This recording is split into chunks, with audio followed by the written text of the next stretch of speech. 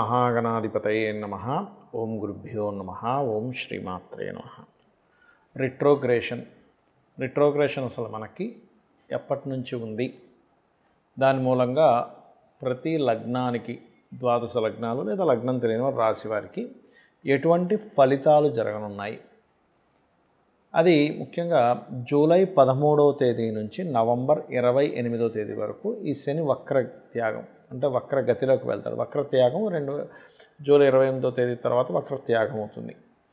దీని మూలంగా ఎవరెవరికి ఇప్పుడు చూడండి, కొంతమంది ఇప్పుడు మేషం వారు ఉన్నారు, ఏలినాడు శని ప్రభావం తగ్గుతుంటుంది. అదేవిధంగా సింహం వారికి అష్టమ శని ప్రభావం తగ్గడం, ఈ ధనస్సు వారికి అర్ధాష్టమ శని ప్రభావం తగ్గడం. దానివల్ల తగ్గడం వల్ల కలిగే ఫలితాలు ఏమిటి, మీ పర్సనల్ చార్ట్లో అది ఏ భావం అయినందుకు ఎటువంటి ఫలితాలు వస్తాయి అనేటువంటి అంశాలు చెప్తుంది నేనైనప్పటికీ కూడా చెప్పిస్తుంది సాక్షాత్ లలిత అమ్మవారిగా భావిస్తూ ఒక్కొక్కటిగా తెలుసుకుందాం.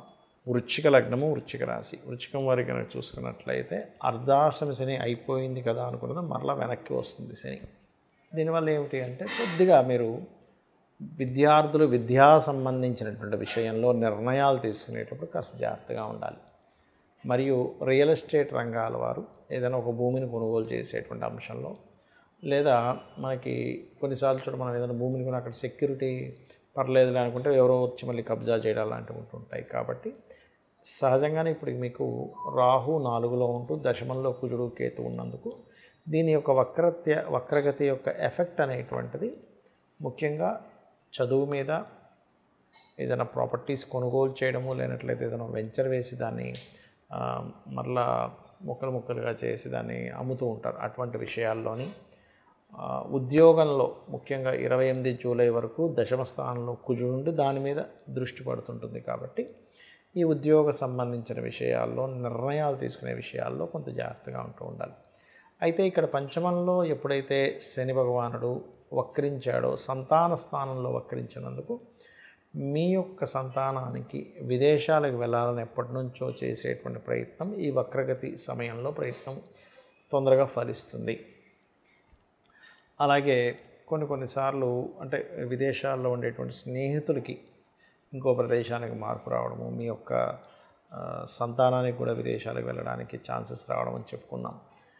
అలాగే కొంతమంది ఫ్రెండ్స్తో కొన్ని సందర్భాల్లో వీళ్ళతో మనకి ఫ్రెండ్షిప్ కుదరదులే, అనవసరంగా వీళ్ళ వల్ల మనకు నష్టం వస్తుంది అనేటువంటి దాంతో కొంతమంది ఫ్రెండ్స్తో కూడా దూరం అవుతారు.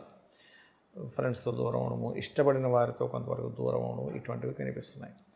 ఇక మీరు నిత్యము చేయవలసిన దేవతారాధన ఏమిటి? దక్షిణామూర్తి యొక్క ఆరాధన చేయండి. నవగ్రహాల్లో కుజుడు, రాహు, కేతువు మరియు శని, ఈ 4 గ్రహాల దగ్గర దీపారాధన చేయండి. కాస్త ఎక్కువగా కెరీర్ విషయంలో కానివ్వండి, అంటే చేసే ఉద్యోగం విషయంలో కానివ్వండి, ఏదైనా ప్రాపర్టీ విషయంలో కానివ్వండి, కాస్త ఎక్కువ ఇబ్బంది అనుకునేటువంటి వారు ఇంట్లో కాస్త చండీ పారాయణం చేసుకోవడము, చండీ వినడం కానీ చండీ హోమం చేసుకోవడం కానీ చేయండి. దీంతోపాటు లలితా సహస్రనామాలలో ఓం మాణిక్య మకుటాకార జానుద్వయ విరాజితాయే నమః అనే నామస్మరణ చేయండి. ఖచ్చితంగా మీకు బాగుంటుంది. ఇక్కడ ఈ వక్రగతి వల్ల ఎటువంటి ఫలితాలు వస్తాయి?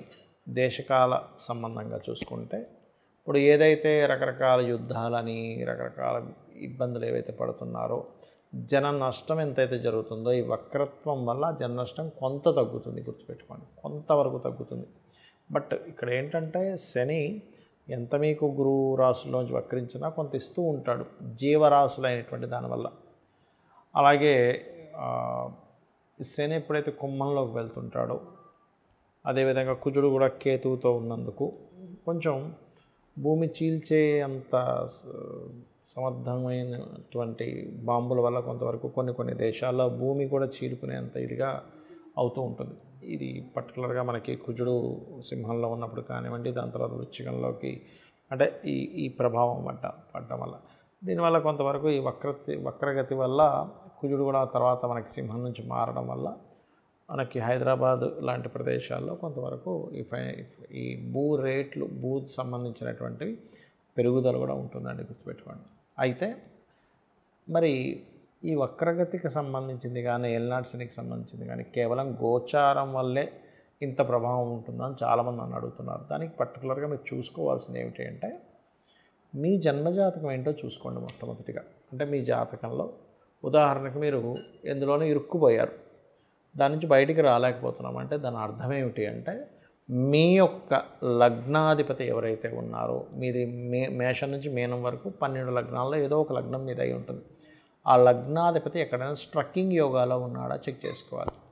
స్ట్రక్కింగ్ యోగాలో ఉన్నప్పుడు ఇప్పుడు చూడండి, చిన్న ఎగ్జాంపుల్, ఇప్పుడు మనకి జలుబు చేసింది, ముక్కు బ్లాకేజ్ అయింది, విక్స్ ఇన్హేలర్ కానీ లేకపోతే ఇంకేదైనా ఆవిరి పట్టడం వల్ల అది క్లియర్ చేసుకుంటాం. అలాగే ఏ గ్రహం ద్వారా స్ట్రక్ అయిందో ఆ గ్రహానికి సంబంధించిన దానం ఇవ్వడము, లేనట్లయితే ఆ దేవత ఆరాధన చేయడం ద్వారా అది క్లియర్ చేసుకోవచ్చు. ఇదేదో భయపడి ఏదో అయిపోతుందని దానికోసం కాదు జ్యోతిషశాస్త్రం ఉన్నది.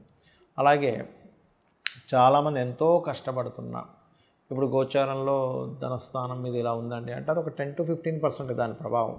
కొన్నిసార్లు అయితే మరీ తక్కువ కూడా ఉంటుంది కొంతమంది ధనయోగాల వల్ల. మీ పర్సనల్ చార్ట్లో అసలు ధనాన్ని ఇచ్చే గ్రహం ఎలా ఉంది, అది ఎంత స్ట్రెంగ్త్ఫుల్గా ఉంది, దాని మీద స్ట్రెంగ్త్ చేసుకోవాలి. చాలామంది తెలియక అది స్ట్రెంగ్త్ చేసుకోవడానికి ఆ ఉంగరం పెట్టేసుకుంటారు. అది కాదు, అది కేవలం మీకు శుభుడై వీక్గా ఉంటేనే ఉంగరం పెట్టుకోవాలి, కానీ అదర్వైజ్ మీరు ఇటువంటి ఉంగరాలు పెట్టుకున్నా ఉపయోగం ఉండదు. స్ట్రెంగ్త్ చేసుకోవడానికి కొన్నిసార్లు నామస్మరణ, అదేవిధంగా ఓం సంపత్కరీ సమారూఢ సింధుర వ్రజ సేవితాయ నమః, లేదా ఓం ధర్మాధ్యక్ష ధనాధ్యక్ష ధనధాన్య వివర్ధనీయ నమః, ఈ రకంగా చేసుకుంటూ ఉండాలి. కొంతమంది అప్పుల్లో ఇరుక్కుపోతారు, అలాంటప్పుడు ఓం అపర్ణాయ నమః. అది పర్టికులర్ పీరియడ్ ఉంటుంది. రుణస్థానం ఎప్పుడు మనకి బాగా యాక్టివ్ అవుతుంది, ఆ సమయంలో అనవసరంగా మిస్క్యాలిక్యులేషన్ చేసుకుంటూ అప్పులు చేసుకుంటామా, దానివల్ల అప్పులు పాలవుతామా, ఇది పర్టికులర్గా జాగ్రత్త వహించాలి, గుర్తుపెట్టుకోండి.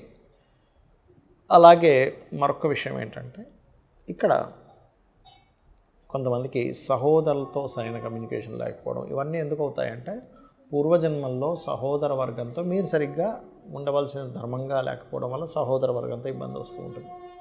లేదా వాళ్ళు మీరు ధర్మంగా ఉన్నా సరే వాళ్ళు కావాలని బిహేవ్ చేస్తే వాళ్ళు కూడా ఖచ్చితంగా అనుభవిస్తారు, అందులో ఎటువంటి సందేహం లేదు.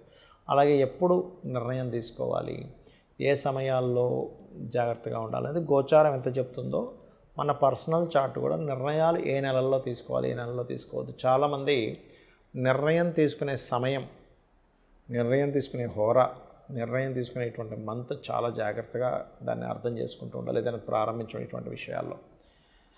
అలాగే మరొక విషయం ఏంటంటే ఇక్కడ సంతాన అభివృద్ధికి ఏం చేయాలి, సంతానం కలగట్లేదంటే ఏం చేయాలి. ఇంకోటి ఏంటంటే వ్యాపారాలు, చాలామంది వ్యాపారం ప్రారంభిస్తారు కానీ వాళ్ళకి ఎందులో కలిసి వస్తుంది అనేటువంటిది చూసుకోరు.